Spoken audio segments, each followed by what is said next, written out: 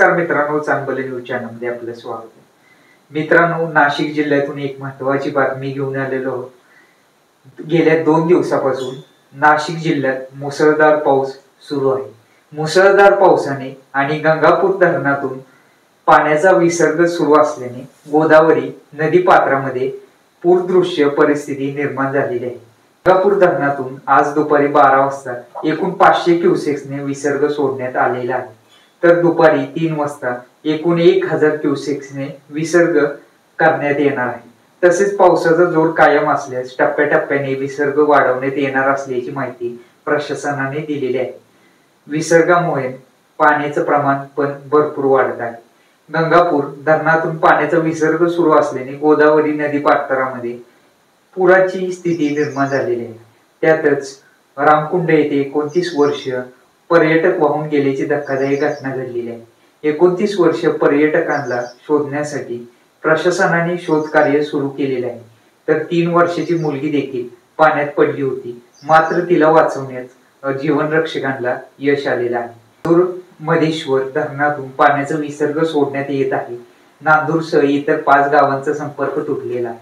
गोदावरी नदीकाठच्या ह्या गावांना भरपूर पावसाचा फटका बसलेला आहे आणि नांदूर गावातून शिवरे, करंजी, निफाड, दिंडोरी जाण्याचा रस्ता हा बंद करण्यात आलेला आहे.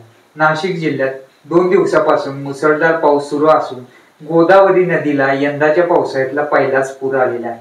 गोदावरी नदीकाठच्या गावांना सतर्कतेचा इशारा देण्यात आलेला आहे. नांदूर मधेश्वर धरणातून 36,000 क्युसेक पाण्याचा विसर्ग सुरू असून 5 ते 7 गावांचा संपर्क तुटलेला आहे. नाशिक जिल्ह्यामधून आता नदीकाठच्या असलेल्या चांदोरी, सायखेडा, करंजवण गावामध्ये पाणी शिरण्यास सुरू झालेले आहे. चांदोरी गावात प्रसिद्ध खंडेराव मंदिर पाण्याखाली गेलेले असून चांदोरी गावाच्या आजूबाजूची शेती देखील पाण्याखाली गेलेली आहे. गोदावरीने धोक्याची पातळी ओलांडल्याने आता गोदावरी नदीकाठच्या गावांना सतर्कतेचा इशारा देण्यात आलेला आहे. तर मित्रांनो, आपण नाशिक जिल्ह्यातून ही बातमी पाहत असाल तर आपली काळजी घ्या आणि जी समुद्राकडची गाव आहेत तर त्यांनी आपली जनावरं आहेत त्यांना व्यवस्थित ठिकाणी हलवा, म्हणजे त्यांना कोणत्याही प्रकारचं आर्थिक नुकसान होणार नाही आणि स्वतः सुद्धा या पावसापासून काळजी घ्या. धन्यवाद मित्रांनो. व्हिडिओ आवडल्यास व्हिडिओला शेअर करा आणि आपल्या चॅनलला सबस्क्राईब करायला विसरू नका. धन्यवाद.